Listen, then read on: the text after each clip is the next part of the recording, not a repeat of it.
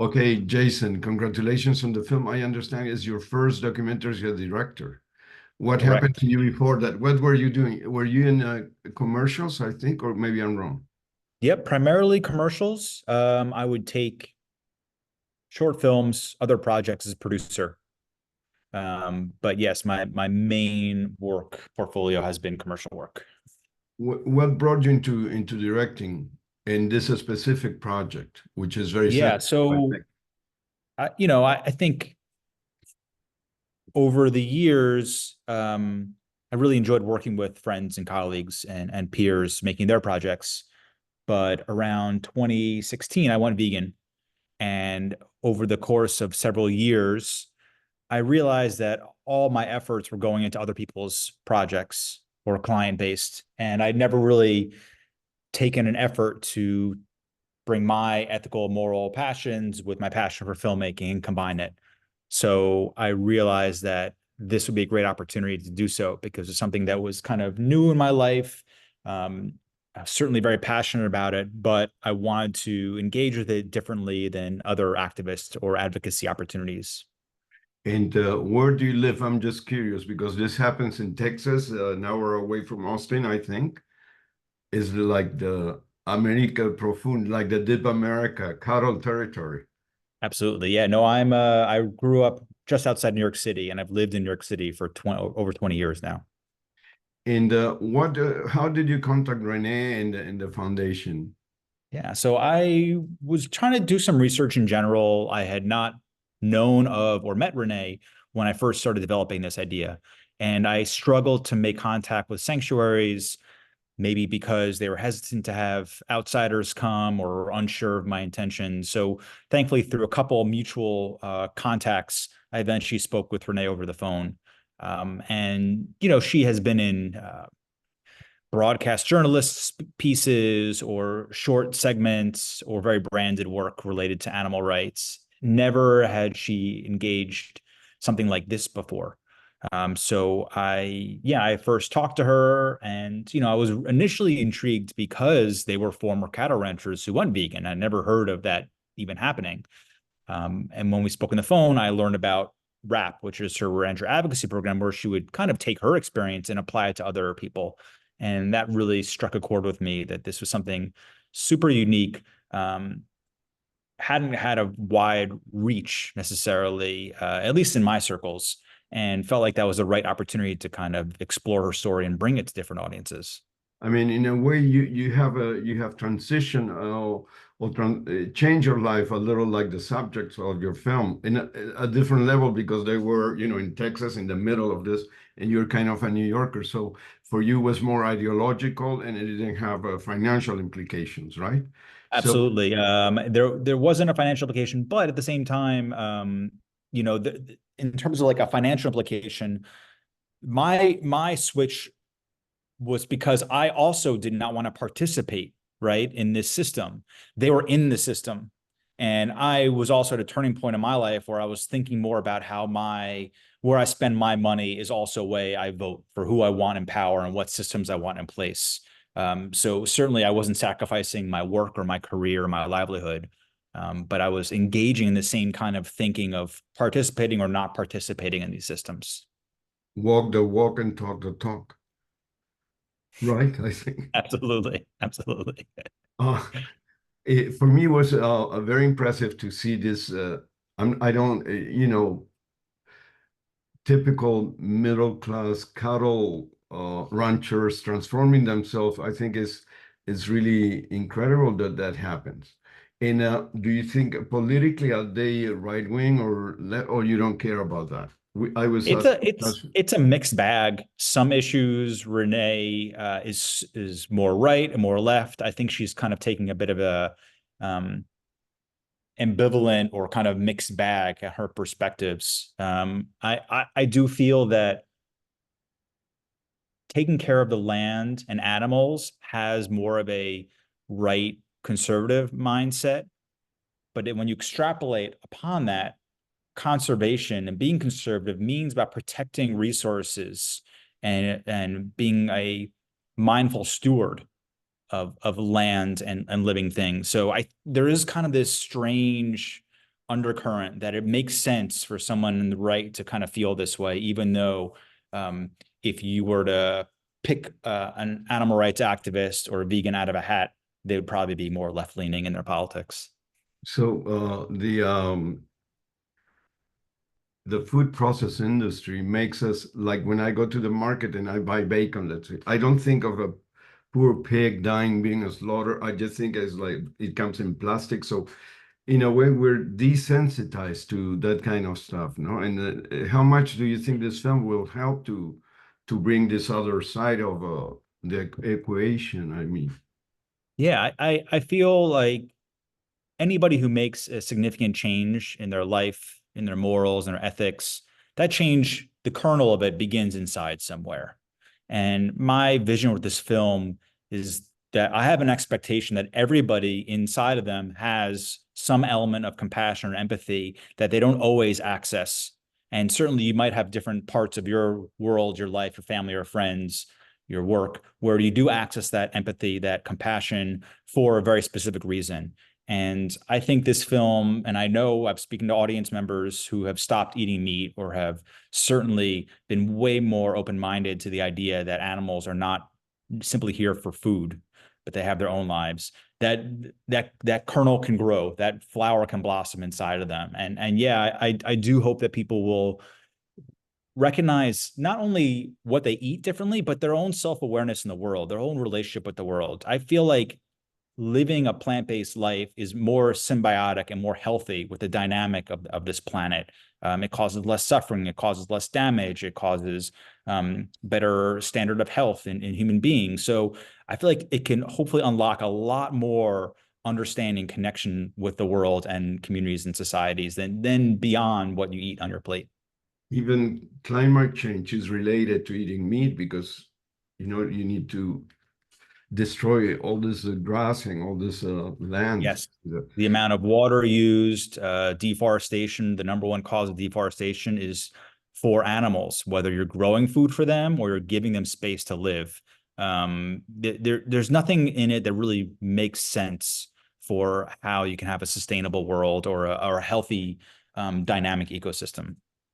So it is possible to relate, let's say, to a cow the same way we relate to a dog or a horse. Or I think there's a relationship, right? Like Renee has this very sensitive, close friendship, or right?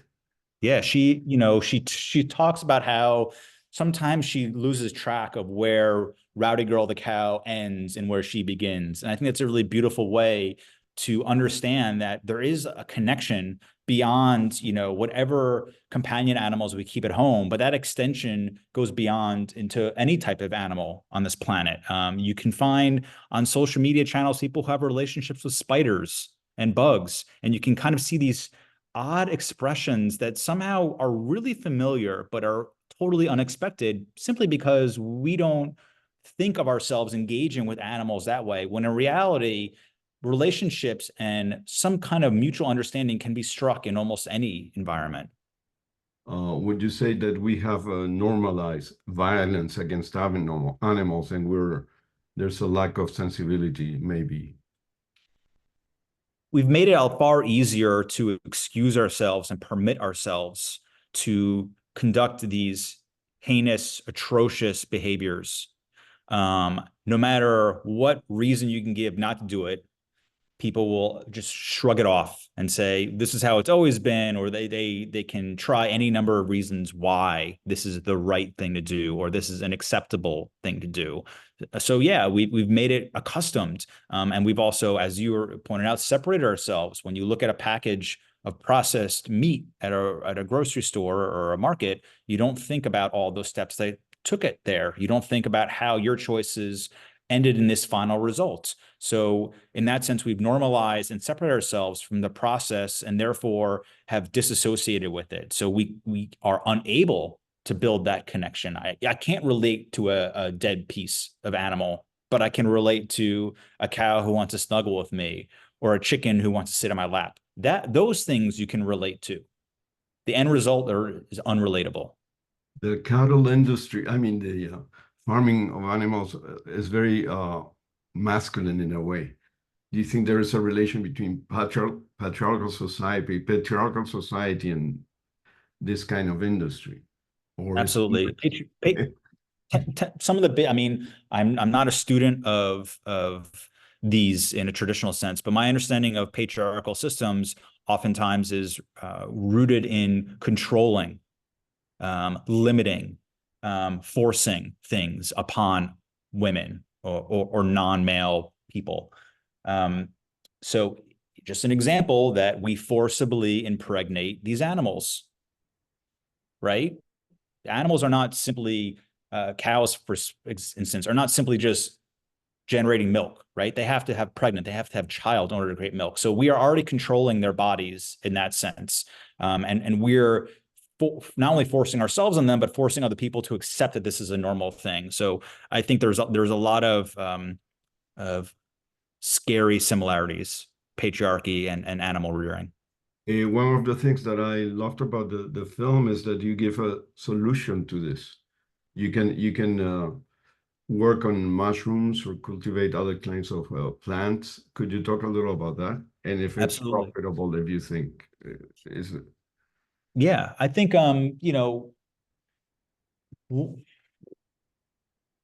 there are other solutions that people can do.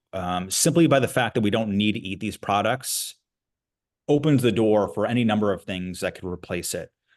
One of the struggles we have is that people are used to these things being in their diet 2, 3 times a day, eating them. So it requires people to think outside of their normal cuisine or go back to more traditional cooking techniques, which didn't rely on animal meat when animals weren't as readily available or presented as readily available. So I think certainly modern day economics requires that supply and demand. If more people want mushrooms than beef, there'll be more mushrooms than beef. In the American system, at least, the government heavily subsidizes animal agriculture. And that means the cost per pound or per kilogram of meat is artificially lower than what the actual cost is to the producer. I believe in some parts of Northern Europe, whether it's Sweden or Germany, Austria, the government is providing subsidies to people who want to transition from animal ag to plant-based. But until the states engage that and acknowledge the benefits for the planet, for the producers, so they don't have to artificially lower costs, so they can be more sustainable, grow operations. It's going to be hard because then it'll be simply fall upon the demand, and in the rare instances, the farmer who wants to exit that industry and try something new. So last question, as a vegan person, every time do you go on your daily life when you go to a restaurant, do you feel there is an action of I mean, do you feel an activist? Do you feel rejected, or I don't know, because it's like Yeah, wearing I mean, black, no? Like it's complicated. I have a cat in my home and I feed her animal me too, me food. too. Yeah, yeah. And every time I open a can, I know that I'm still participating in this industry. And I see in my head images of fish being pulled from the ocean, including turtles and dolphins and all these other, byproducts. When I have to choose, am I going to feed her a rabbit? Am I going to feed her a chicken? Like I still have to make those choices, which makes me uncomfortable. When it comes to my life, yes, my current partner, thankfully, she was not vegan, but she went vegan quickly after dating me.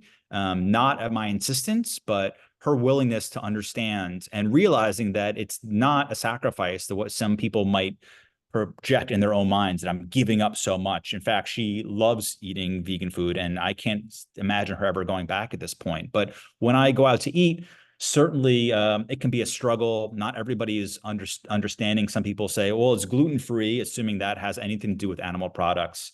And nowadays, you'll see restaurants give you kind of this obligatory plant-based burger as though that is the be-all and end-all solution to every vegan diet, that we all want to go have a burger whenever we go out to eat. So we still struggle. I still, I'm mixed between being a patron of strictly plant-based restaurants because I want them to succeed. At the same time, when I go to a omnivore restaurant, I want them to, I want to keep pursuing those vegan options and indicating that there is demand. There's a brand, I believe in the States called Chunk Foods, and they're starting to distribute to steakhouses.